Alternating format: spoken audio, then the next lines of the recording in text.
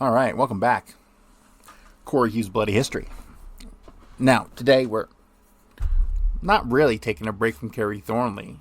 Not at all. But we're taking a break from Weisberg's files.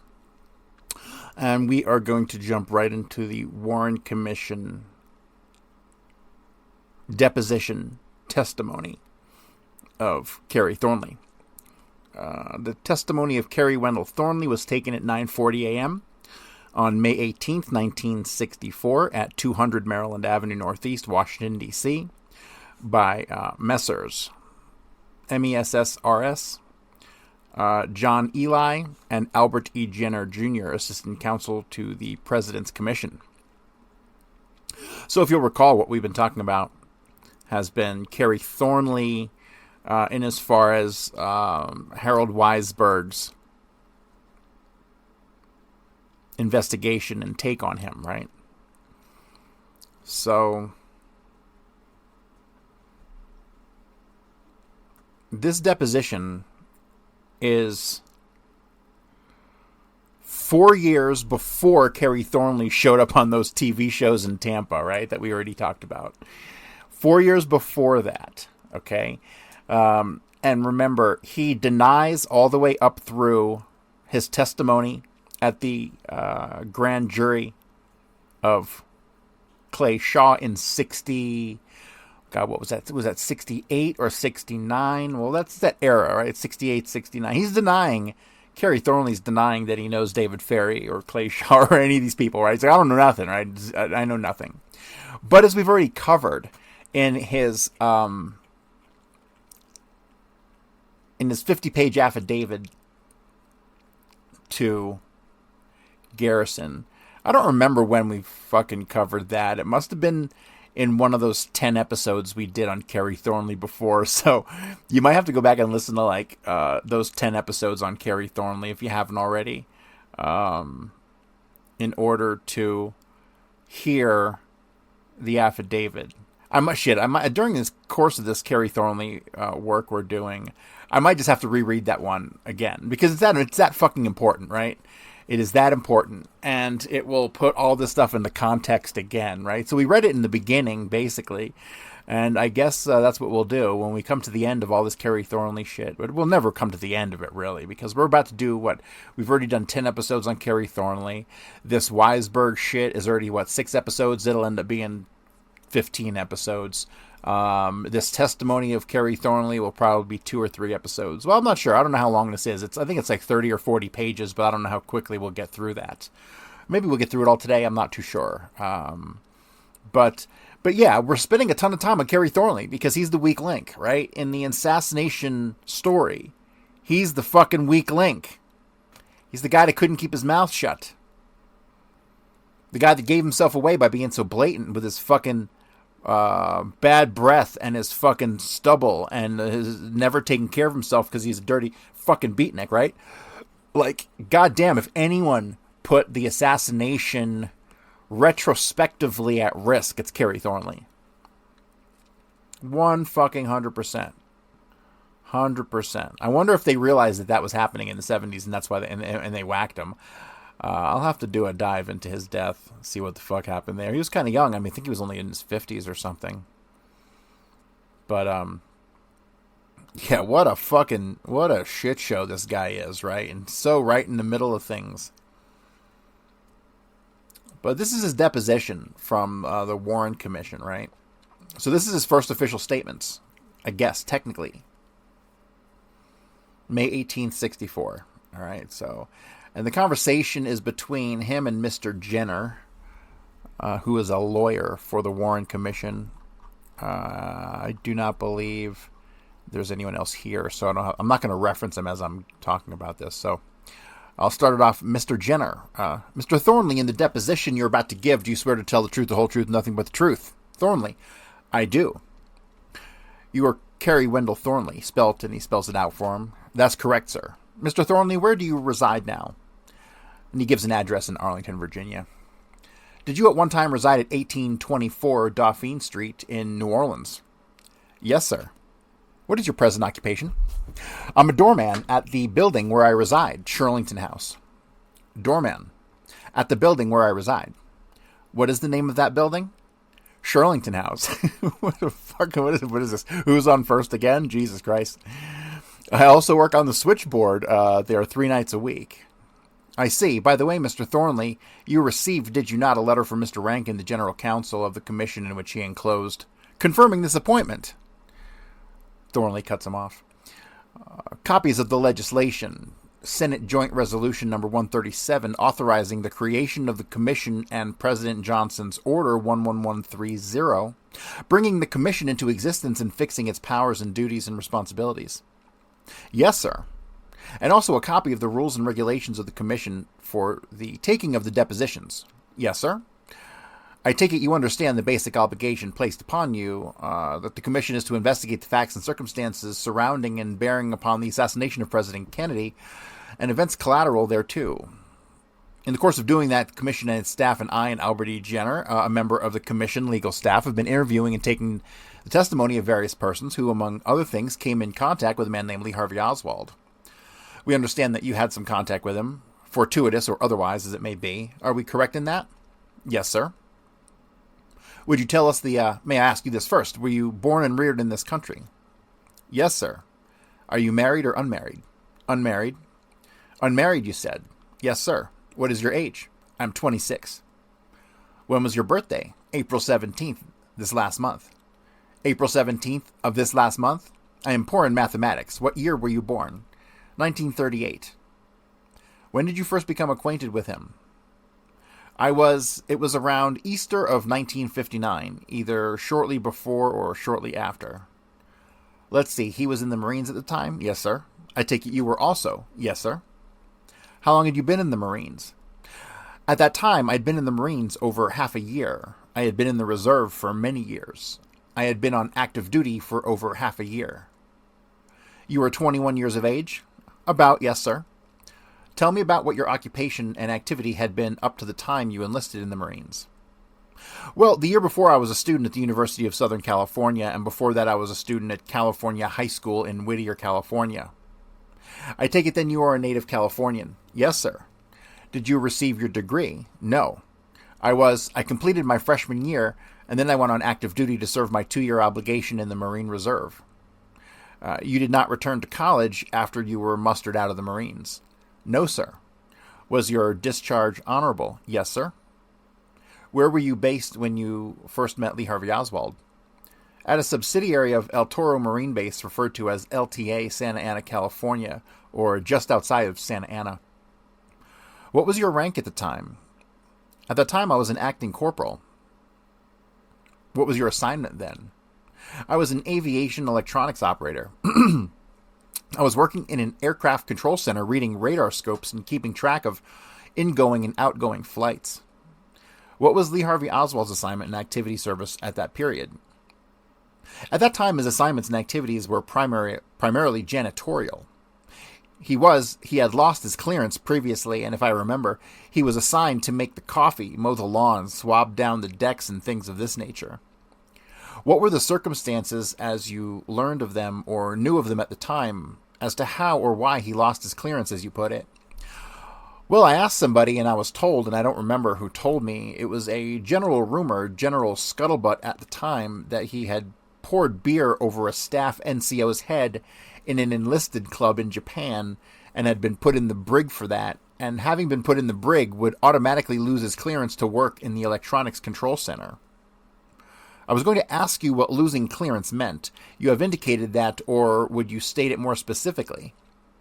Well, that meant in a practical sense, that meant that he was not permitted to enter certain areas wherein the equipment, in this case equipment, was kept, that we would not want other unauthorized persons to have knowledge of, and on occasion information, I imagine, would also come to the man who was cleared in the process of his work that he would be expected to keep himself. I assume you had clearance. Yes, sir. I was, I think, cleared for confidential at the time. Cleared for confidential. I was about to ask you what level of clearance was involved. I believe it was just confidential to work there at El Toro on that particular equipment. That is the clearance about which you speak when you talk about Oswald having lost it. Oswald, I believe, had a higher clearance. This is also just based upon rumor. I believe he at one time worked in the security files. It is the S&C files, somewhere either at LTA or at El Toro. Did you ever work in the security files? No, sir. And that was a level of clearance. Probably a secret clearance would be required.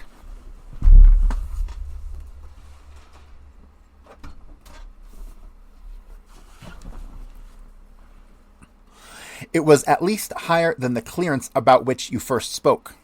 Yes, sir. The clearance that you had in mind, of which you first spoke, was the clearance to operate radar detection devices. Right. And your knowledge of his loss of clearance was by hearsay or rumor. As I understand it, the circumstances took place off base one day.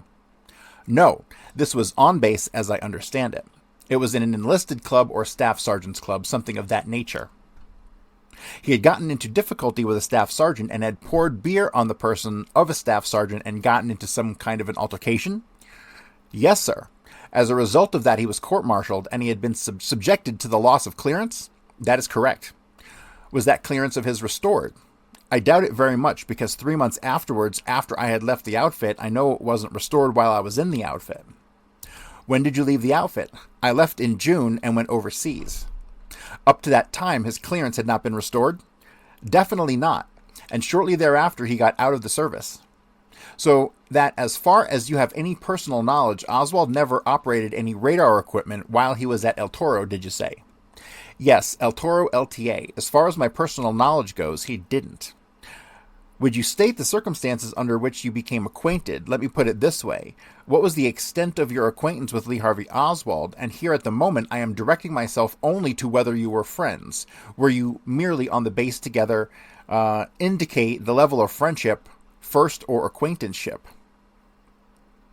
I would say we were close acquaintances in that sense, that we weren't friends in that we didn't pull liberty together or seek each other out, yet when we were thrown together in an assignment or something, moving equipment, something of that nature, we spoke, and when we were on the base and happened to be in the same areas and were not required to be working, we would sometimes sit down and discuss things.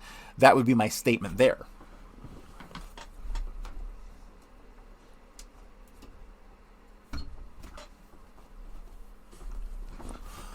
So there was a degree of affinity in the sense that you were friendly in performing your military tasks together whenever you were thrown together in that respect. You felt friendly toward each other. You were never off base with him on liberty? No, sir. There were times when you were at liberty on base, I assume. And you and he fraternized? Yes. Now, did you live in the same quarters? Well, not actually. We lived in Quonset huts here. And he lived in a different hut than I did. We did live in the same general area, however. This acquaintance arose in the spring of 1959, is that correct? Yes, sir. Can you fix the time a little more definitely than merely the spring? I really can't, sir. I've been racking my brain on that one since November, and I can't fix the time. I do remember having taken some time off that year around Easter and going on a trip with some civilian friends of mine who were out of school for Easter vacation. And I know I was in the outfit that Oswald was in at the time, and I know that either shortly before that trip or shortly afterwards, I can remember from the books I was reading at the time and things like that, that I met him. Do you associate the books you were reading at that time with anything Oswald may have been reading? Yes, Oswald was not reading, but did advise me to read George Orwell's 1984, which I read at the time. Was he on the base when you came there? Well, I was on the base in a different outfit before I came into MACS 9, the outfit I was in. Marine Air Control Squadron. I was in MACS 4, which was right next door to MACS 9, or was at that time on the base. Were you aware of his presence when you were in the other MACS? No, not until I came into his outfit. And only sometime after I came into that outfit did I become aware of his presence. Were you... I will withdraw that. Was Oswald, as far as you knew, on the base before you came over to his unit? I would assume so, but I wouldn't know for sure. I know he was recently back from Japan, as were most of the men in Marine Control Squadron 9 when I came into it. How long had he been back, I don't know. I certainly didn't know at that time, and thinking on what knowledge of him I have gained since then, I still couldn't say. Well, in any event, you first became acquainted with or aware of his presence around Easter time in 1959. Yes, sir. And you were transferred from that base when? In June. In June. So likely it was that you knew him in April, May, and in June until you were transferred out. Right. When in June were you transferred out? Once again, the exact date would be available in my military record, but offhand, give it to me as best as you recall. Forepart, latter part, middle. Let's see, it was toward the latter part. In fact, I can give you pretty close to the exact date. It was around June 25th because we arrived in Japan on July 4th, and it took 11 days to get there. It took us some time to get debarked, or to get embarked, rather. All right, I take it from the remark that you have made some reflection on this matter, and that you devoted yourself to some fairly considerable extent to reading. Yes, sir, and in what fields? Completely omnivorous. Anything that I would happen to get a hold of, I would read. At the time I was reading, well, at Oswald's advice, I read 1984. At someone else's advice, I was reading a book called Humanism by Corliss Lamont, as I remember, and I was reading either The Brothers Karamazov or The Idiot by Dostoevsky. I forget which at the time. But your reading had some reasonable amount of organization or direction. None whatsoever, no sir, it never has. I see, you weren't engaged in any organized reading at that time, were you? No. But there were areas which did draw your attention by and large. Definitely, yes. What were those areas? Philosophy, politics, religion. Did you find that Oswald had reasonably similar interests? Yes, I would say. In his reading? Yes, I would say particularly in politics and philosophy. Was it those mutual interests that brought about your acquaintance with him or some other fashion?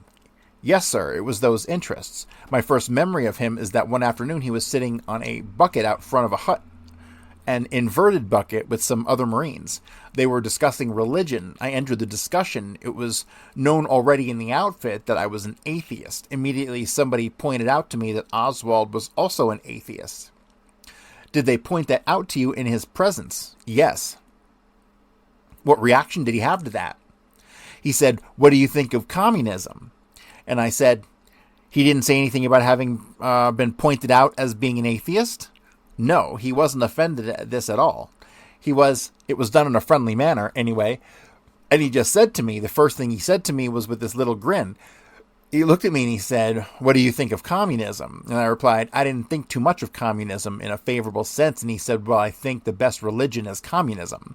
And I got the impression at the time that he said this in order to shock. He was playing to the gallery, as I felt. The boys who were just sitting around? Yes, sir. Engaged in scuttlebutt? Right.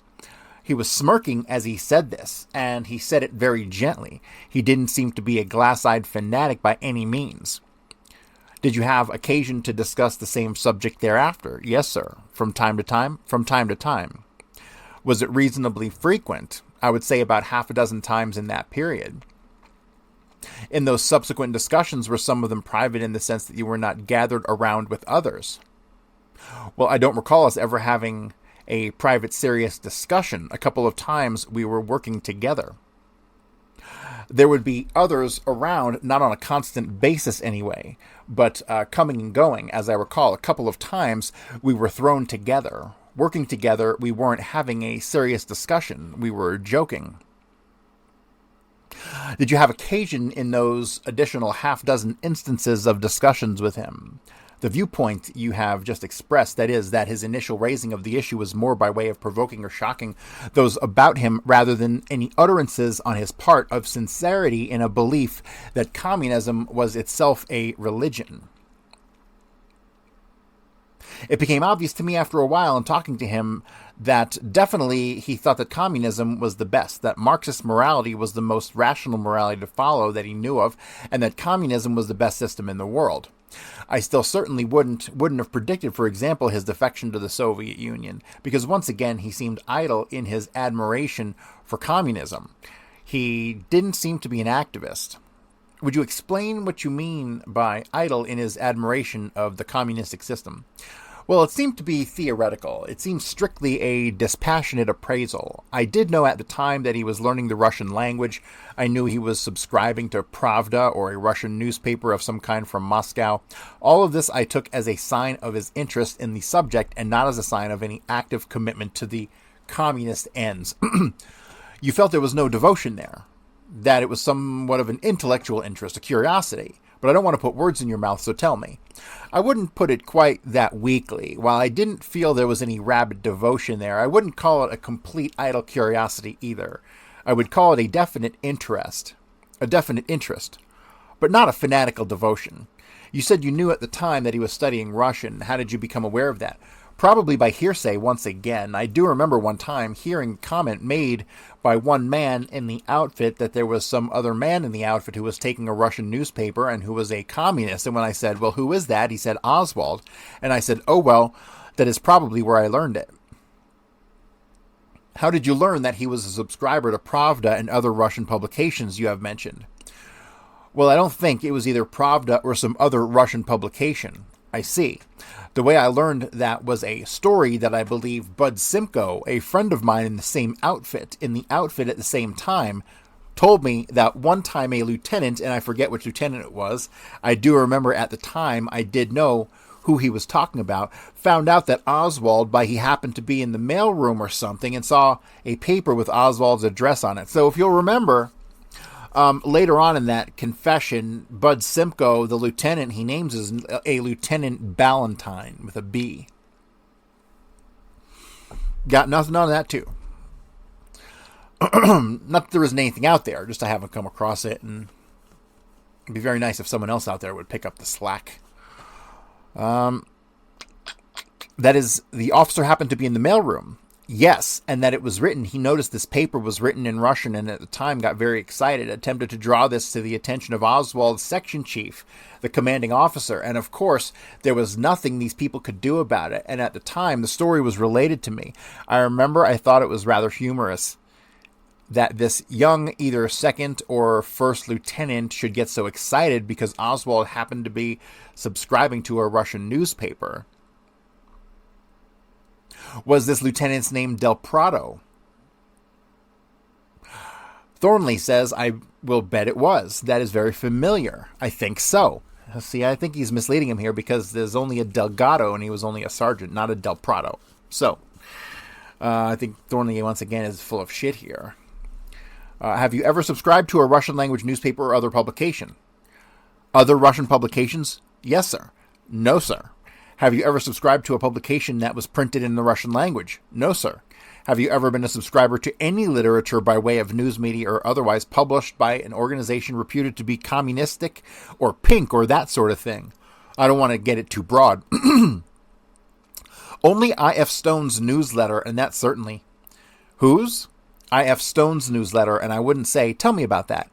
He is a Washington reporter who is a rather extreme leftist, but certainly within the bounds of what is accepted in this country and non-subversive. Describe yourself in that respect. Where are you? A middle-of-the-roader? I would say I'm an extreme rightist. I'd call myself a libertarian, which is that I believe in the complete sovereignty of the individual, or at least as much individual liberty as is practical under any given system. You don't have to be an extreme rightist to believe in the sovereignty of the individual. Well, it is getting that way in this country today. At least most people who listen to me call me a rightist. I wouldn't say so either. I think the political spectrum was fine for France at the time of the revolution. I don't think it applies to the United States of America today in any respect whatsoever. I don't think you can call a man an extreme leftist, rightist, or middle-of-the-roader and have him classified that simply. Do you have any brothers or sisters? I have 2 brothers. What do they do? They go to, one goes to junior college, I believe, and the other goes to high school. They're in Whittier, California. Are your folks alive? Yes, sir. What does your father do? He is a photo engraver. Let's get back to Oswald. Describe this individual to me. First, describe him physically. Physically, I would say he's slightly below average height, had, I recall, gray or blue eyes. Always had or almost always had a petulant expression on his face, pursed up lip expression, either a frown or a smile, depending on the circumstances. was of average build, and his hair was brown and tending to, like mine, tending to bald a little on each side.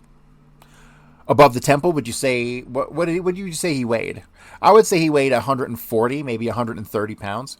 How tall was he? I would say maybe about 5'5", maybe. I don't know. 5'5". That's grossly incorrect. Just pointing that out for the record. Way too short. Oswald was about 5'9". How tall are you? I'm 5'10". Was he shorter than you? Yes. What habits... Okay, so this is great because Thornley puts himself at 5'10", right?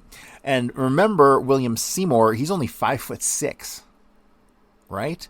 So this is how I was able to tell a lot of the times the difference between who was where when, because some of the descriptions said the guy was taller, 5'10" to 6 foot, and other times they said the Oswald was 5'6" to 5'8", right? So it was to me clear which one was which, based almost primarily on the height, but then you can throw in some other factors, which we'll talk about, or we have talked about already. Was he shorter than you? Yes. What habits did he have with respect to his person? Was he neat, clean? Extremely sloppy. Extremely sloppy. He was. This, I think, might not have been true of him in civilian life. This is funny, because he says this because in civilian life, Oswald was extremely neat, clean-cut, well-shaven all the time. Hair was nice and trimmed regularly. That's an interesting question. Where did Oswald get his hair cut? His hair was always trimmed nice and neat. Where did he get it cut? We don't know where he got it cut, do we? We have no idea where he got his hair cut. You can't keep your hair that neat and clean and short all the time without a regular barber. But yeah, we don't know who that is. That's fascinating. You don't know one way or the other? No, but I do have reason to believe that it wasn't true of him in civilian life because it fitted into a general personality pattern of his to do whatever was not wanted of him. A recalcitrant trend in his personality. Okay, if you use the word recalcitrant in a sentence, you are trying to come off like an intellectual and you're a piece of shit scumbag. Don't ever use that word in a sentence. You think it was deliberate? I think it tended to be deliberate, yes. It was a gesture of rebellion on his part. Did you ever discuss that matter with him as dress? No. The attitude of rebellion? No, because this attitude of rebellion was a fairly common thing in the service. On the part of others as well as Oswald. Oswald did carry it too, was the most extreme example I can think of stateside. However, overseas in the outfit he had been in before, as I discovered later, this was quite common. How much later? 3 months. Well, immediately. As soon as I left, as soon as I got overseas, I walked into the barracks on the 4th of July over there and saw beer bottles spread all over and some character sitting in the back of the barracks with a broken beer bottle, cutting his arm for what reason I don't remember. They found beer cans in the trash in MACS 9 and there was a drastic investigation. So there is an indication of a difference between stateside and overseas. Oswald was typical, very typical of the outfit he had just left overseas.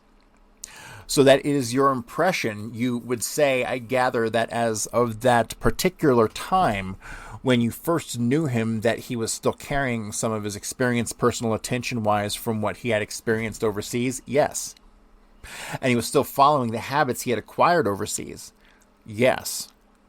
Did you think it went beyond that? This unkemptness or this sloppiness? It goes beyond that. Because he seemed to be a person who would go out of his way to get in trouble, get some officer or staff sergeant mad at him. He would make wise remarks. He had a general bitter attitude towards the Corps. He used to pull his hat down over his eyes so he wouldn't have to look at anything around him and go walking around very Beetle Bailey style. What is Beetle Bailey? Beetle Bailey is a comic strip character who walked around with his hat over his eyes very much as Oswald did. You want to keep in mind, Mr. Thornley, I'm an old man, and there are things I don't pick up or get hip to. There is nothing recent. This is nothing recent. This is a comic strip and has been around for quite a few years now. You go on and tell us about his personality. All right. Including any physical characteristics or habits. I think I have covered all the physical characteristics. His shoes were always unshined. As I mentioned, he walked around with the bill of his cap always down over his eyes, and you got the impression that he was doing this so he wouldn't have to look at anything around him. And he was doing that so that he would not be assigned additional work or no. he was just doing that just in an attempt, I think, on his part to blot out the military so he wouldn't have to look at it. He wouldn't have to think about it. In fact, I think he made a comment to that effect at one time, that when he said he had his bill of his cap over his eyes so he would see as little as possible because he didn't like what he had to look at. He had, as I remember, had a sense of humor, and I can only think of a couple of examples of it. I had only been able to think of a couple of examples of it over the past few months, but I have a strong general impression in my mind that there were more examples that I just don't remember. So one thing that's really jumping out to me is that he's going to such elaborate detail, right? Into, oh, I thought this of him, and this is what I really interpreted of his behavior, and it's like he gave it some kind of a deep analysis at the time. But he didn't, right? He was only with him for a very short time before he gets sent overseas to Japan. And at the time, until October of 1960, when he finds out that he's dipped back to the Soviet Union, that is, Kerry Thornley is already on his way back from Atsugi at that time, right? So, yeah. No other member of Oswald's squad gave such elaborate answers on Oswald because he was just another schlep in the fucking Marines with everybody, right? They didn't give such in-depth analysis to him at the time. They were just like, that guy's a weirdo or whatever, right? So they had to stretch to recall. Yet Kerry Thornley is like pretty on point in as far as his recollection of Oswald and everything surrounding him, right? So, but of course, Oswald was the center of Kerry Thornley's life from 1959 till 1963 and then beyond, right? So there's no separating the two of them post 1959. How old is Oswald at that point? He's 20. 19 going to be 20.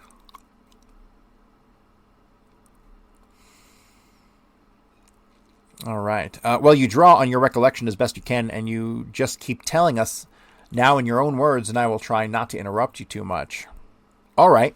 One example was that I remember, of course, it was well known in the outfit that, or popularly believed, that Oswald had communist sympathies. You didn't share that view?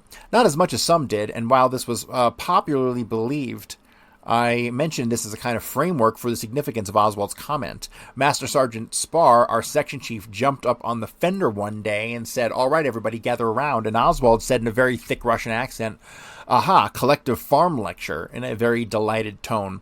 This brought him laughs at the time, and he had gotten me to read 1984, as I mentioned earlier, and this was one of his favorites. Tell me what 1984 was. This was a book about, it is a projection into the future, supposed to take place in 1984 in England under a complete police state. It is, I would say, an anti-utopian novel by George Orwell, a criticism of English socialism and what it might lead to, based upon Orwell's experiences with communism and Nazism, his observations about a society in which a mythical leader called Big Brother dominates everybody's life, where there are television cameras on every individual at all times watching his every act, where sex is practically outlawed, where the world is perpetually at war, 3 big police states constantly at war with one another, and where thought police keep all of the citizens in line. Oswald would often compare the Marine Corps with the system of government outlined in 1984.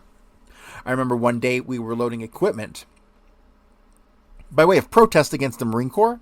Yes, humorously, satirically. One day we were moving a radar scope off the truck, and it slipped, and he said, "Be careful with Big Brother's equipment." It was things like this. He did a lot of that. I remember one day I was walking along with my hands in my pockets, which is something you don't do in the service. Certainly if you're in an infantry outfit, you don't dare. Things were a little lax in our outfit, so we could get away with it once in a while. So I happened to be walking with my hands in my pockets, and suddenly I hear a voice, "Hey, Smith, Winston and rattle off a serial number. Get your hands out of your pockets," which was a direct quote from the book 1984. These are the only examples of Oswald's, that particular aspect of Oswald's character that I recall. I am stimulated to ask you this question by something you just said. Did he have a good memory? I think he must have had a good memory, yes. If he wanted to remember something, he could.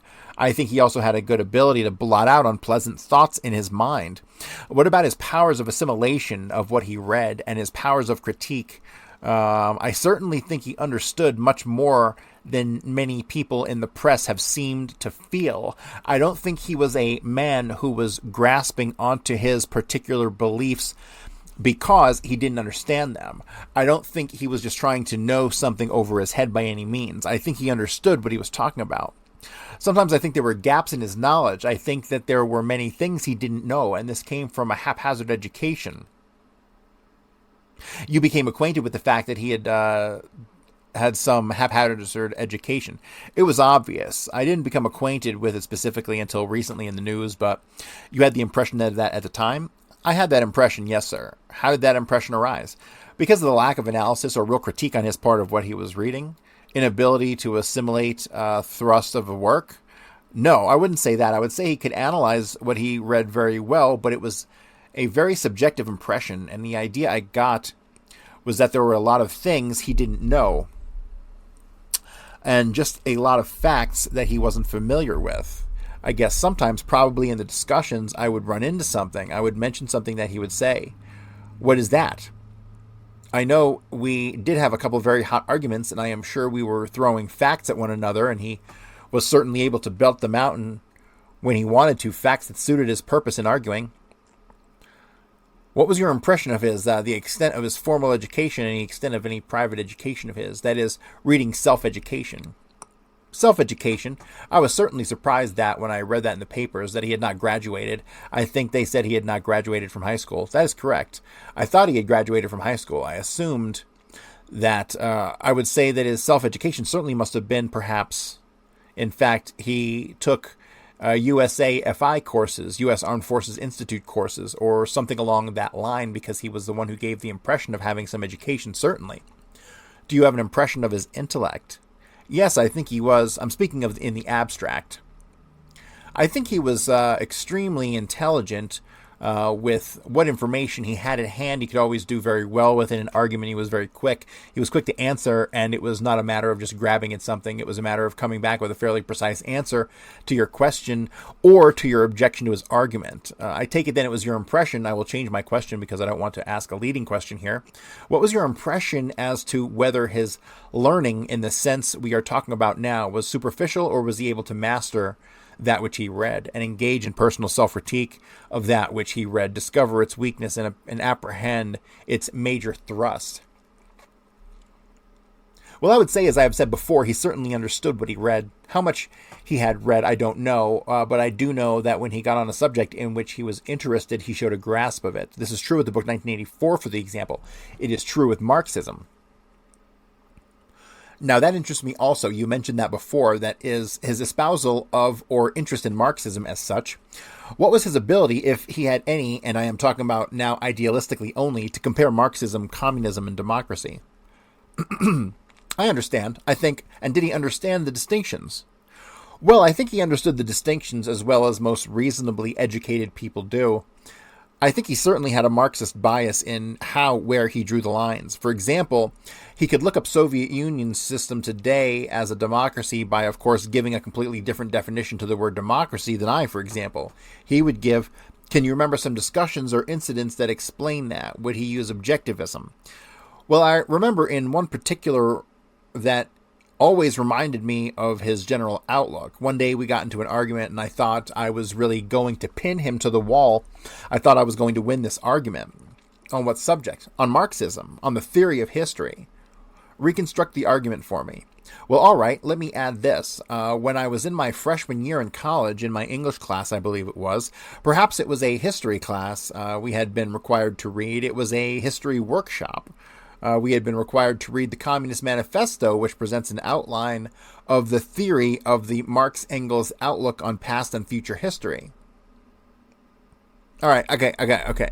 Whenever Kerry Thornley's bullshit is just so fucking thick, I need to fucking clarify it.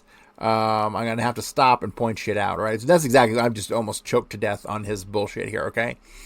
I'm going to read this again, and I want you to listen to how many times he changes this story, okay? So he's talking about where he learned something from. And this is what he says. When I was in my freshman year in college, in my English class, I believe it was. Perhaps it was a history class we had been required to read. It was a history workshop. We had been required to read the Communist Manifesto, which presents an outline of the theory of the Marx-Engels outlook on past and future history. Okay, so first it was an English class. Then it was a history workshop. And then it was a history class.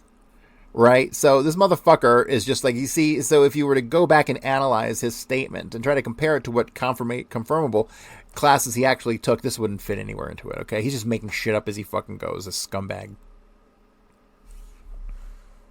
Oswald had argued previously that communism was a rational approach to life, a scientific approach to life. Marxism. This was an argument with you? Yes. All right. With me, I challenged him to show me any shred of evidence to support the idea that history took place in the manner described by Engels and Marx. This was not just an arbitrary system looted, as many suspected, from Hegel.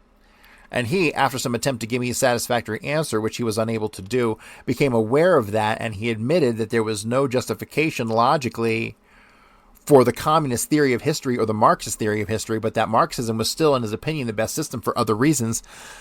That there was best against what? As against, well, primarily as against religions. He did that first comment of his always sticks in my mind about communism being the best religion. He did think of communism as not as religion in the strict sense, but as an overwhelming cultural outlook that, once applied to a country, would make it much better off than, say, Roman Catholic Church cultural outlook, or the Hindu cultural outlook, or the Islamic cultural outlook.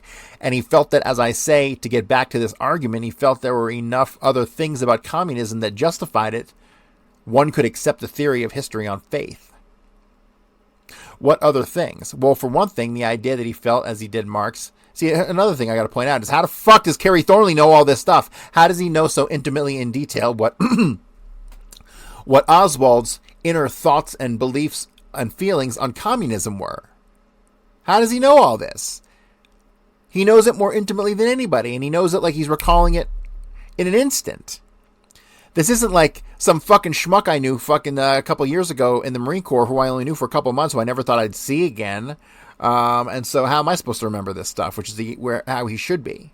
That's how a witness should be after years of not having associated with somebody who is dragged back into an event like this, right? It's unfucking believable. This is completely planned, thought out, and scripted. This is he was a mastermind of many things that went on in New Orleans, like the Douglas Jones stuff and the Fair Play for Cuba Committee stuff. And so he knows all of this stuff intimately. He was staying at the boarding houses, and he's the one who left the evidence framing Oswald at the boarding house, right? So he obviously is intimately familiar with all this communist shit. Well, for one thing, the idea that he felt, as did Marx, that under capitalism, workers are exploited, that in some way they are robbed of their full reward for their work by means of entrepreneurs' profits, and he felt that Marxism took his money, but instead of taking it away from the worker, spent it on the worker. He felt under the present Soviet system, for example, that the money was spent for the benefit of the people rather than going to the individual who happened to be running the enterprise, and he thought this was a juster situation. Did you raise with him the price the individual had to pay for the material accommodation according to the worker under communist system for the substance of money, or of which you speak, being returned to the worker, or the price paid in terms of individual liberty as against the capitalistic or democratic system? So now you got Mr. Jenner, the lawyer for the Warren Commission, going off on a fucking rant and a tirade against communism with Kerry Thornley, boistering him up, holding him up as this fucking expert on communism. Give me a fucking break. This is ridiculous. You could say this to him because he would say, how do you know what is going on there? First, did you raise it with him? I raised it with him. You were being a libertarian, as you say. Well, goddamn. So if you're following this, like, Jenner is asking so many leading questions, and he's pulling Thornley in every direction he wants to pull him, and making Thornley look like an innocent libertarian, non-communist, definitely not involved with the assassination, innocent bystander. Fucking unbelievable. We're a nation run by traitors. Well, at the time my ideas have changed since that time. At the time, I was much to the left of my political thinking once again. Well, I would say about in the same position that Mr. Stone, who I spoke of earlier now. I was on the left-hand side of the acceptable political spectrum in this country. And so, therefore, these issues, the issue I would raise, whether I again had a chance to speak with him, would be much different than the issue I raised with him at the time. I did not raise that issue particularly. So, in this one interview, he's described himself in one hand as being very left, to the left, but within acceptable means, and on the other hand to the extreme right. Right? This guy is spouting pure bullshit. Government sanctioned bullshit. Was there much, if any, discussion at the time on the issue of individual liberty? No, very little, because I wasn't too concerned about it at the time, and neither was he. We were both concerned about what was the best for the greatest number of people. I don't think that concept was clear to either one of us. But even having in mind the status of your political thinking at the moment, your political thinking did not square with his? No, I was opposed to the great trust that he put in, much greater than I suspected at that time. Of course, trust that he put in the Soviet government in the world today, I felt they were misguided idealists. He felt they weren't misguided. Give us as best you can recall his comments and views with respect to capitalism of the variety then existing, or as he understood existed in this nation. Well, I wouldn't say that I can't recall us having gone into any detail about anything so relevant to anything as capitalism in this nation at the time. These discussions were broader. They were more abstract. Usually, yes. Whenever we got specific, we usually discussed the Marine Corps. I see. You did not discuss the United States of America as such. No. And the Soviet Union as such compared to the two countries? Well, as I say, you couldn't do this with Oswald, because whenever you tried to make any statement about the Soviet Union, he would challenge it on the grounds that we were probably propagandized in this country and we had no knowledge of what was going on over there. Did he purport to know what was going on over there? No. Did he show any interest in what was going on over there? He definitely showed interest. Give us some examples and tell us. I would say he took an agnostical approach to this. It seemed that he didn't know whether to believe what he read in his Russian newspaper, not that he used those exact words, or what he heard in this country. He took the attitude that, well, they might be right and we might be right, but I suspect they are right. This, of course, once again, I always got the impression in any of these discussions that part of his slight bias towards a communist way of life was an act of rebellion against the present circumstances. Do you think that bias, if any, was a mild bias? I thought so at the time. Did you have any impression at any time that he was interested from an objective standpoint, that he might like to experience by way of personal investigation what was going on in Russia? It never dawned on me. It was the farthest thing from my mind, although I certainly will say this. When he did go to Russia, it seemed to me as a much more likely alternative for Oswald than, say, joining the Communist Party in the United States. Excuse me? It seemed to fit his personality.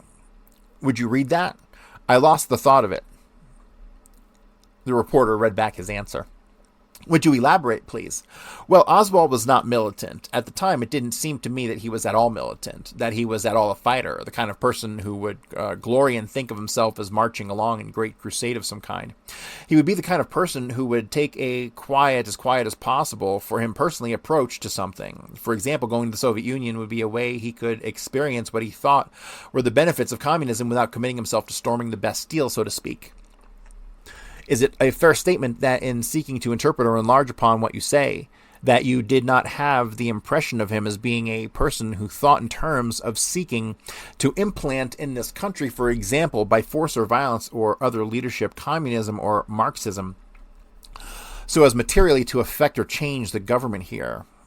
No, I don't think he felt he had to do that. I think he felt that would inevitably happen someday, and he was just getting into the swing of things by doing things his way. I don't think he felt that he could do much to promote the communist cause or hinder it. Did he ever lead you to believe, or did you have the impression that he had any thought or desire or inclination to implant communism here or elsewhere? No, not any more than merely to with the argument. Than merely to win the argument, I'm assuming that means. He certainly would have liked to have converted me or any other person who was willing to discuss it with him. He would have liked to have persuaded them that his ideas were correct if he had done so. I have no idea what he would have done then. I don't think he did either. What about his relationships, camaraderie with others on base? Almost nil. Almost nil? Yes, he got along. Enlarge on that, please. He got along with very few people.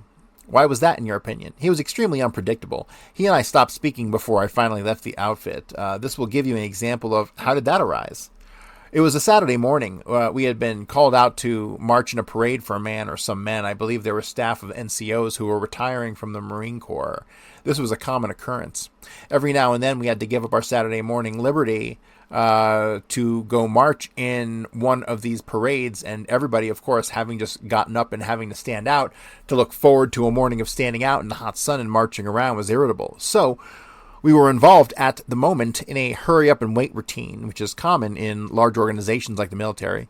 We were waiting at the moment in the parking lot by the parade ground sitting. Oswald and I happened to be sitting next to each other on a log that was used to bank cars in the parking lot. I had just finished 1984 a couple days earlier, and I had not yet discussed it with Oswald. And he said something, and I said, I don't recall what it was. I definitely was thinking of 1984 at the time, and I was using terms from 1984. Oswald didn't seem to be particularly amused by what I was saying. And he seemed to be kind of lost in his own thoughts, and so I stopped making any comments at all to him for a while. Then he turned to me and said something about the stupidity of the parade, of the whole circumstance right at the moment, how angry it made him, and I said, I believe my words were, well, comes to the revolution, you will change all that. At which time he looked at me like a betrayed Caesar and screamed, not you too, Thornley. And I remember his voice cracked as he said this. He was definitely disturbed at what I had said, and I didn't really think I had said that much. He put his hands in his pockets and pulled his hat down over his eyes and walked away and went over and sat down someplace else alone. And I thought, well, forget about it. And I never said anything to him again, and he never said anything to me again. You mean you never spoke to each other from that time on?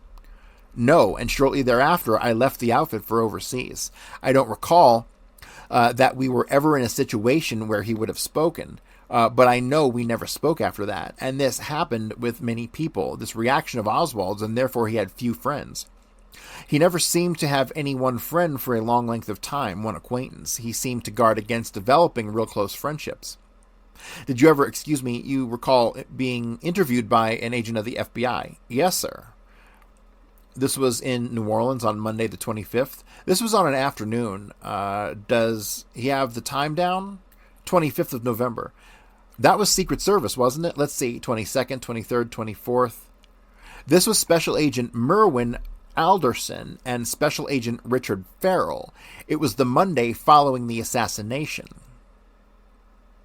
This is interesting because we just talked about this and the timing of the Secret Service visit, which was prior to the FBI's visit, which is unfucking usual, right? FBI should have been there first. So why should Secret Service show up to Kerry Thornley's fucking place, right? What I believe happened is, I believe they arrived in Arnaud's restaurant where I was working at the time about midnight Sunday. So it would actually be Monday, yes, sir, that they talked to me. I gathered at the time these gentlemen were from the Secret Service, but those are the gentlemen. Okay, so here we have more changing of the story. Now, I apologize. I can't fit this into the timeline. Well, hang on a second. Let me see. The last time that we discussed the Secret Service coming to visit him was when he was on television in Tampa, right? And that was in January, and the two appearances were in St. Pete and Tampa, January and February of 1968, right? Because they were in the midst of Garrison's investigation, and he confirmed that, first he said that the Secret Service came on Saturday, then he claimed that it was Saturday night, meaning Friday night going into Saturday, right? Here we have another change of the story. So here we have, he believes the FBI came and saw him, but the FBI didn't. He said he believed this whole time it was the Secret Service, right? But it was the FBI who came and saw him on the Monday the 25th, and their names were Merwin Alderson and Special Agent Richard Farrell. I gotta screenshot this because I'm gonna have to do some more research into this.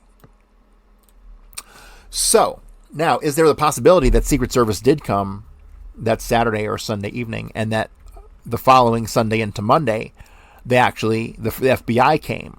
Well, that Sunday into Monday, let's think about this. This is the exact same time that David Ferry is in Hammond, Louisiana. There the evening of the 22nd. he technically stays there all weekend, right? Except for the trip down to Galveston, but he heads back there and he stays the night there. He gets there Sunday, 5 o'clock in the morning. So, how does this line up with David Ferry's trip? So if they come and meet him around midnight going into Monday. Around midnight going into Monday was when they fucking raided David Ferry's house and arrested Bo Boof and Leighton Martins. Holy shit. Holy shit. That is as significant as it fucking gets, isn't it? Because that's left out of the fucking story. That is left out of the story. And why is Kerry Thornley not actually arrested? Why did they just go and speak to him? Why is he not arrested on the 25th?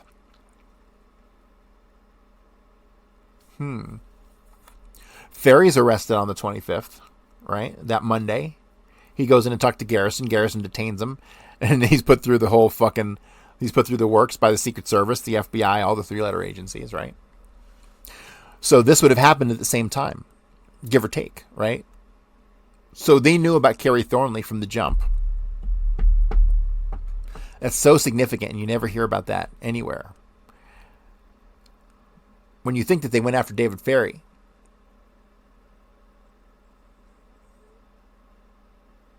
you think they just went after Ferry to Ferry's apartment, but that's not true because they sent somebody looking for Thornley also. Okay, so this is what I'm gathering. I'm gathering that the Secret Service did go and talk to Thornley prior to the FBI, but the Secret Service didn't do shit. But why would the Secret Service go and talk to Thornley, right? Remember, because they went to his restaurant, talked to his boss, whose name was his boss at Arnaud. I forget what his name was. We already covered his statements to Garrison. And then so he talks to the Secret Service, and Secret Service doesn't arrest him, doesn't do shit, and there's no record of it. Then the FBI tracks him down Sunday at midnight going into Monday, the same fucking time that they go to goddamn David Ferry's. Hilarious. Fucking hilarious. And so significant. That just opened up a whole new path. That just opened up the mindset of the FBI big time for me. They knew everything from the jump. How'd they know about Thornley? How?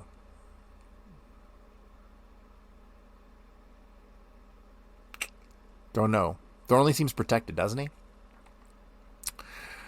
All right. So moving on. Did you say to them in connection with this sudden termination of the relationship between yourself and Oswald that, quote, that you had made this comment to Oswald that he was a communist and that things would be different when the revolution came?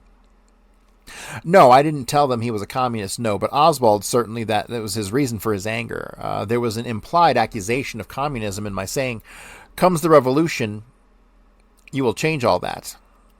Yes. You see, he wasn't understanding the comments I was making in relation to 1984 at all. Our traditional meetings ground here.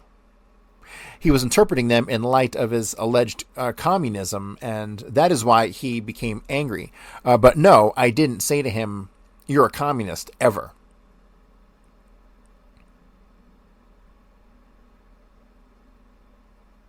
It is your explanation. This was not my opinion. You are saying that he interpreted your comment to be that you accused him of being a communist. And then he made the remark, not you too. I am sure that he interpreted that way. But I certainly didn't think he was a communist, and I certainly didn't tell him so. To what did you attribute this inability of his to maintain reasonably cordial or at least military service family relations with his fellow Marines? Well, at the time, I just thought, well, the man is a nut. At the very moment it happened, I dismissed it without thinking about it. See if you can articulate a little more when you say a nut. A lot of people will interpret the expression a nut differently. I understand that. I was just trying to give you my first impression first, that he was some kind of a nut, and I stopped thinking about that. You mean a nut in the sense of an extremist, not an organized thinker. I don't think about that enough to classify it. I just thought something is wrong with him. Maybe something is bugging him today. Maybe he's crazy. I don't know what. But I just wasn't at that moment. It wasn't that important to me. I didn't feel much better than he did that morning, I'm sure, so I just shrugged it off. Later, I did reflect on it, and that, combined with his general habits in relation to his superiors, and to the outer men in the other men in the outfit caused me to decide that he had a definite tendency toward irrationality at times and emotional instability. Once again, right away, I didn't know exactly what was the cause of this. A couple of years later, I had good reason to think about it some more, at which time I noticed, now when please, before the assassination? Yes, while working on my book, The Idle Warriors. About when was this? From the time he went to the Soviet Union until February of 1962. You learned that he had gone to the Soviet Union. Yes, I was stationed at his former outfit, Marine Air Control Squadron 1, at the time he went to the Soviet Union. Where were you stationed? That is where I was stationed at the time. In what country? At Atsugi, Japan. And you learned about it through what source? The Stars and Stripes, the military newspaper in the Far East. It was on page 3, I believe, a little article about Lee Harvey Oswald having appeared in the American embassy in Moscow, having plopped down his passport and requested Soviet citizenship. My first reaction was, good Lord, what is going on here? And afterward, of course, it began to occur to me his interest in communism. And I started kicking myself, thinking, well, just for so misjudging a person, Misjudging? What respect, please? As far as his sincerity went, I did not ever think he was so interested in communism to go to all the trouble of going to the Soviet Union and certainly to jeopardize his citizenship and so forth. This was a great surprise to me. And right away I began to try to figure out the mechanism of his thinking. I see. Keep going and tell me what your rationalization and thinking was at that time. And what caused him to do this? This gets us back to the emotional instability and why did it occur? I do believe to begin with Oswald how long ago it had occurred. The idea, I don't know, but I think in his mind it was almost a certainty that the world would end up under a totalitarian government or under totalitarian governments. I think he accepted Orwell's premise in this that there was no fighting it. That sooner or later you were going to have to love Big Brother, and I think this was central. I think this was the central thing that disturbed him and caused many of his other reactions. I think he wanted to be on the winning side for one thing, and therefore the great interest in communism. I think he felt he was under a totalitarian system while in the Marine Corps, and therefore the extreme reactions when someone would call him a communist. I think he had a persecution complex, and I think he strove to maintain it. I could not go so far as to say why. Perhaps it was necessary to his self-esteem in some way. This was and is the general conclusion I now have as to his general motivations, his overall motivations, insofar as he tended to be emotionally unstable. Do you think he was emotionally unstable? I think so. That is an opinion you gathered from your association with him in the Marines? Yes, primarily once again from that last experience, that short exchange, and just the complete unexpectedness of it. And then, of course, after that was when I learned some of the other things, such as the pouring of beer over the staff sergeant's head. These things I don't know when I learned them, but I do definitely know I learned them afterwards because You mean you learned of that incident after you left the base at El Toro? I believe I learned it over in Japan, as a matter of fact. I believe soon after I got there, somebody mentioned it in some connection or another, and that was because I remember, yes, I am sure it happened over there, because I remember then I said, oh, he was in this unit? He was in here in MACS-1? And somebody said yes. And that was another connection in my mind as far as Oswald was concerned. And then when the defection occurred, I therefore felt that I had been thinking about writing a book on the Marine Corps. I had not decided exactly what it was going to concern, what it was going to be about as far as plot or theme went. The background would be the Marine Corps in Japan, because that was the first big, at the time, dramatic experience of my life, suitable for a book worth telling about. So when the defection occurred on that same day, I thought, well, this is it. I'm in perfect position to tell how this took place, why this happened. I was not so interested in explaining Lee Harvey Oswald to myself or anybody else as I was in explaining that particular phenomenon of disillusionment with the United States after serving in the Marine Corps overseas in a peacetime capacity, thus the title, The Idle Warriors. I do have to say this is really good insight into Kerry Thornley's mind, though, isn't it? Some good explanation on some things. Some rationality. Finally, some rationality. But every good liar tells, their stories are based on a kernel of truth. Since Oswald inspired the book, I did base a good deal of it as a matter of convenience on his personality and on his ideas. You said you had the impression as you sat there in Japan that here was a man whom you felt wanted to be on the winning side. Yes. What impression did you have as to why?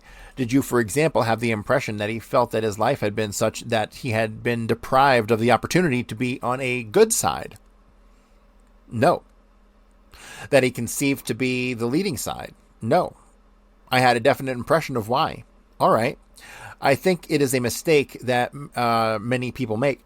And I think it is a mistake he shared, and he looked upon not only Marxists make this mistake, but he looked upon history as God. He looked upon the eyes of the future as some kind of tribunal, and he wanted to be on the winning side so that 10,000 years from now, people would look in the history books and say, well, this man was ahead of his time. He wanted to be looked back upon with honor by future generations. It was, I think, a substitute in his case for traditional religion. The eyes of the future became what to another man would be the eyes of a god, or perhaps to yet another man the eyes of his own conscience. So it wasn't in the prosaic sense of merely wanting to be on the winning side. No. When things developed, no, I don't think he expected things to develop within his lifetime. I am sure he didn't. He just wanted to be on the winning side for all eternity. You had the impression that was in terms of selflessness, that he thought also in terms that Lee Harvey Oswald would be associated with this forward thinking. Right, he was concerned with his image in history, and I do think that is why he chose, once again, why he chose this particular method he chose and did it in the way he did. It got him in the newspapers. It did broadcast his name out. I think he probably expected the Russians to accept him in a much higher capacity than they did. I think he expected them to, in his own dreams, to invite him to take a position in their government, possibly as a technician. And I think he felt that he could go out into the world, into the communist world, and distinguish himself and work his way up into the party, perhaps. He was definitely... Did it have to be the communist world, or could it be any world where he saw projected into the future? Definitely. And as you put it, this, in your opinion, had become a religion for him? Much more than he himself realized, even though he called it his religion. You see, it's statements like this that Thornley tips his hand. He gives himself away when he makes statements like this. He says, quote, much more than he himself realized, even though he called it his religion.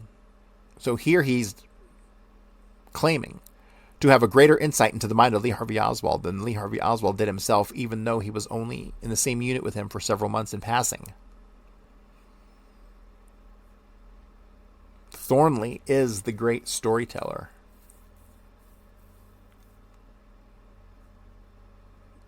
I wonder if there was a relationship at all between Thornley and George Ioannidis.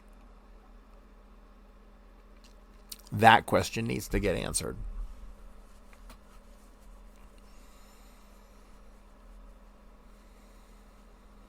Now, if Thornley's tales of brother-in-law, Gary Kirsten,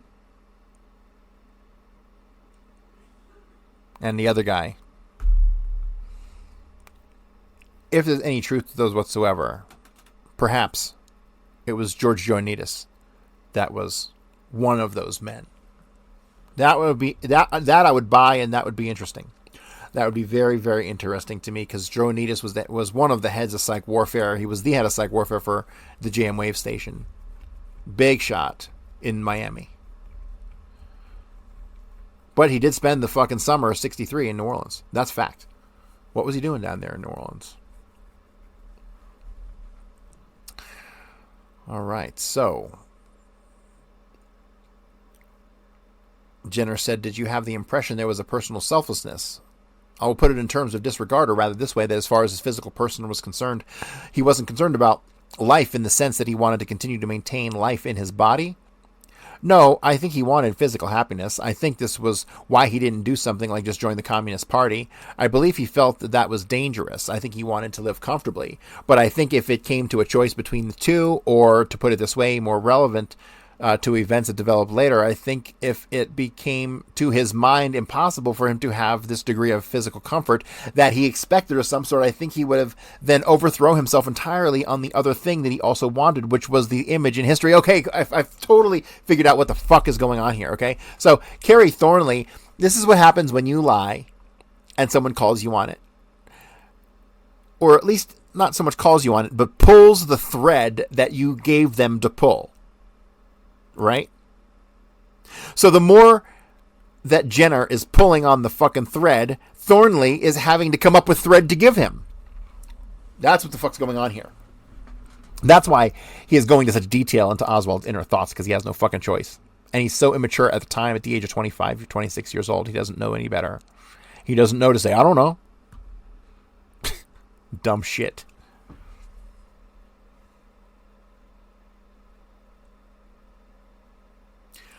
Did you have the impression at any time that he, in turn, embraced a realization that he was lacking in ability to accomplish the former? That is personal comfort and status. That is that he felt there was a lack of ability, capacity, training, education on his part? When I knew him, I don't think he had the vaguest thought in that direction. I do definitely, of course, based solely upon what I have read in the newspapers, think he came to that moment after returning to the United States from the Soviet Union. I think he was getting panicky. In our discussion, you can see it is important to me to obtain your thinking uninfluenced to the extent you can do it by subsequent events. Of course, complete lack of influence is not possible, but I am seeking your views as to your state of mind prior to November 22nd. All right. I would say that prior to November 22nd, I felt that he had gradually become disillusioned with the United States for many reasons. At the bottom was also his conviction. Well, in fact, his disillusionment with the United States in the Far East probably contributed to that in some extent, to his conviction that the communists would eventually prevail. The communist culture would eventually prevail in the world, and I then had the feeling that I thought he would probably stay in Russia, for example, forever. I didn't know what he was doing over there. I realized from what I read at the time that he did not have Russian citizenship. He was staying there as an immigrant. I expected him probably to adjust to Russian life, and that would be the last that the Western world would ever hear of Oswald. Everything Oswald has ever done has surprised me. Please elaborate on that. When I knew him, and since I knew him, I was surprised that he was offended at my statement about the coming of the revolution that Saturday morning. I was surprised when I read in the papers overseas that he had gone to the Soviet Union. I was surprised when he came back, and I was entirely caught unaware when it turned out that he was involved in the assassination to such an extent that for some time afterwards I thought he was innocent. Why were you surprised when he came back, and tell us before what you do, where were you and how did you find out about it? I was in New Orleans. My parents sent me an article from the Los Angeles Times about it. The reason I was surprised about his coming back was, as I said before, I just expected that would be the last I would hear of him. I fully expected him to adjust to Soviet life. I thought what he probably lacked in the Marine Corps was any sympathy for the overall purpose of the Marine Corps. Whereas he certainly had sympathy for the overall purpose of the Soviet government, so I don't think he would mind the restrictions imposed on him, as he resented them in the Marine Corps. I did not expect him to become disillusioned, certainly with the Soviet Union. I am not, of course, sure that he did become disillusioned with it.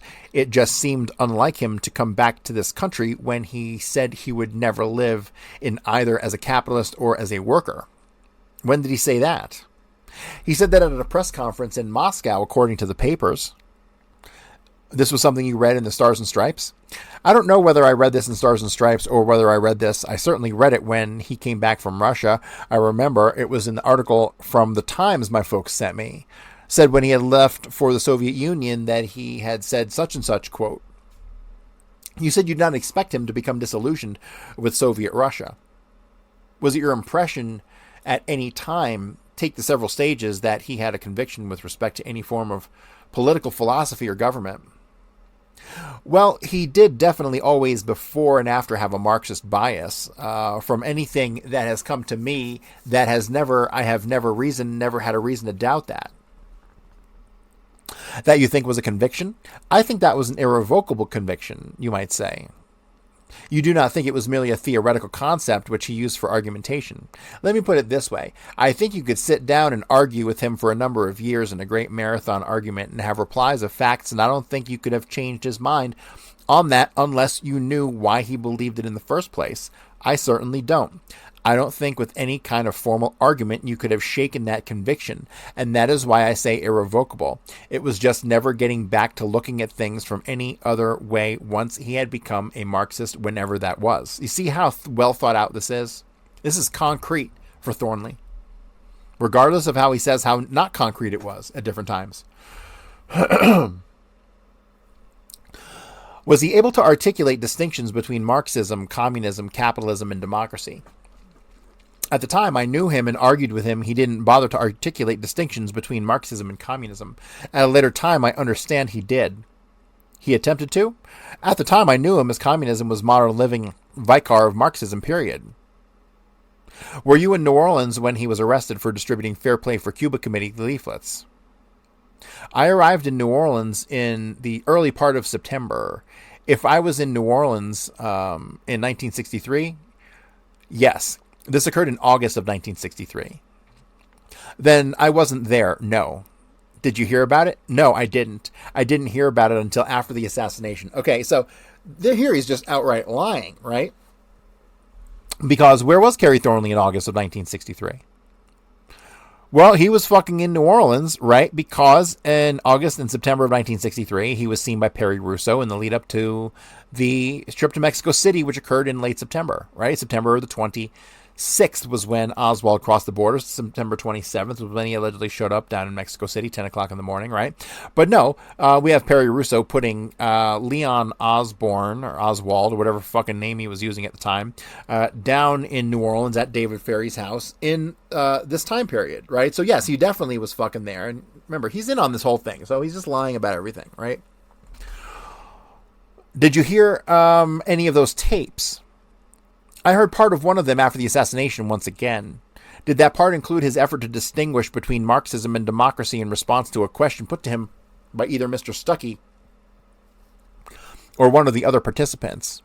That is exactly what he was talking about at the time. I happened to be standing in the television station in New Orleans, and he was saying, and I just got a snatch of it, I was passing through the room or something, and he was saying, well, there are many Marxist countries in the world today.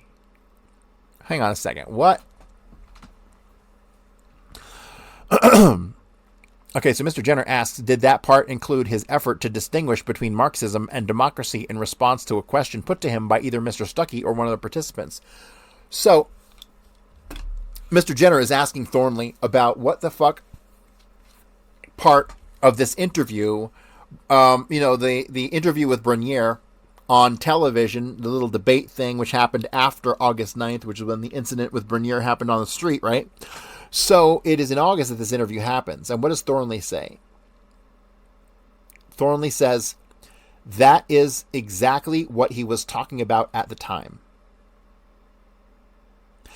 I happened to be standing in the television station in New Orleans.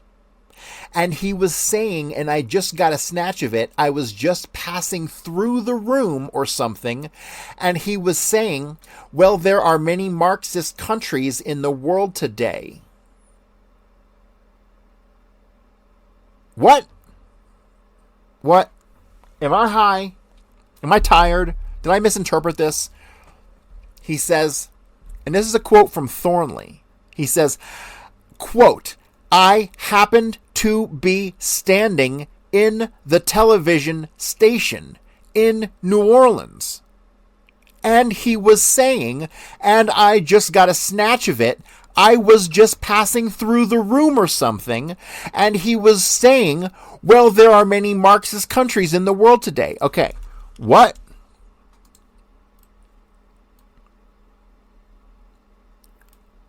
From what I'm reading here, Thornley is claiming to have been in the room in the television station in New Orleans when fucking Oswald gave his interview on August 9th. This is exactly what he was talking about at the time. I happened to be standing in the television station in New Orleans, and he was saying, and I just got a snatch of it, I was passing through the room or something, and he was saying, well, there are many Marxist countries in the world today. I'm sorry, am I retarded? Did that just say what I really think it just said?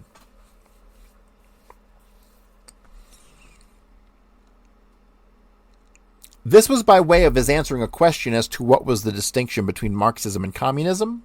Yes, he was saying there are many non-communist Marxist countries in the world today, and he was definitely making a distinction between Marxism and communism.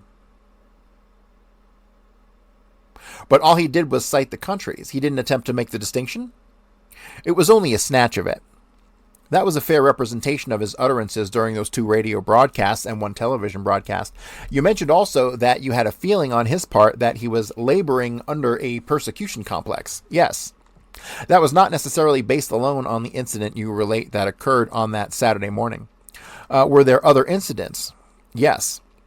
There were many comments on his part about the walls having ears, about I think he felt the Marine Corps kept a pretty close watch on him because of his subversive activities, and for that reason, in fact, I think he sought to keep himself convinced that he was being watched and being pushed a little harder than anyone else.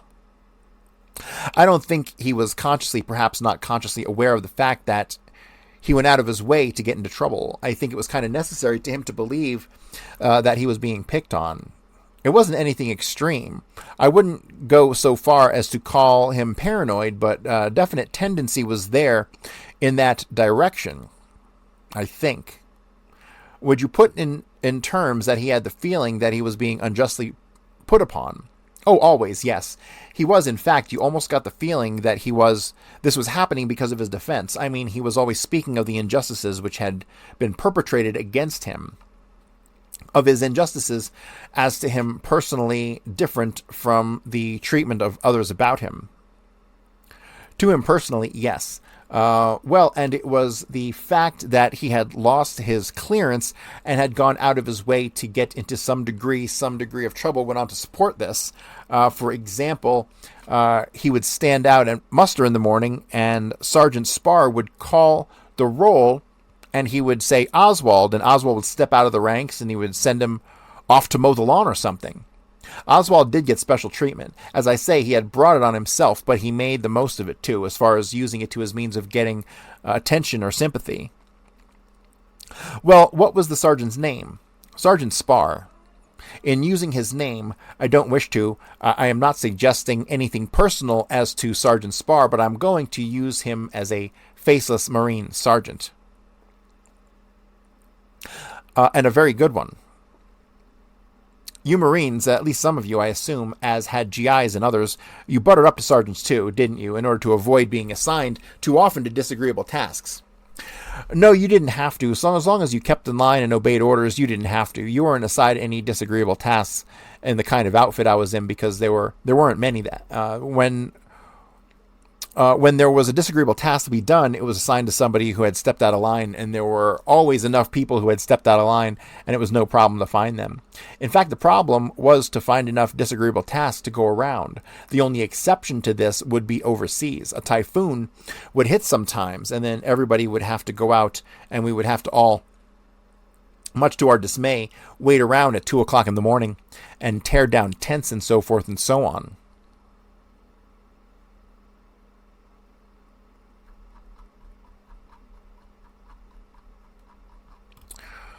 All right, so let me see where we're at.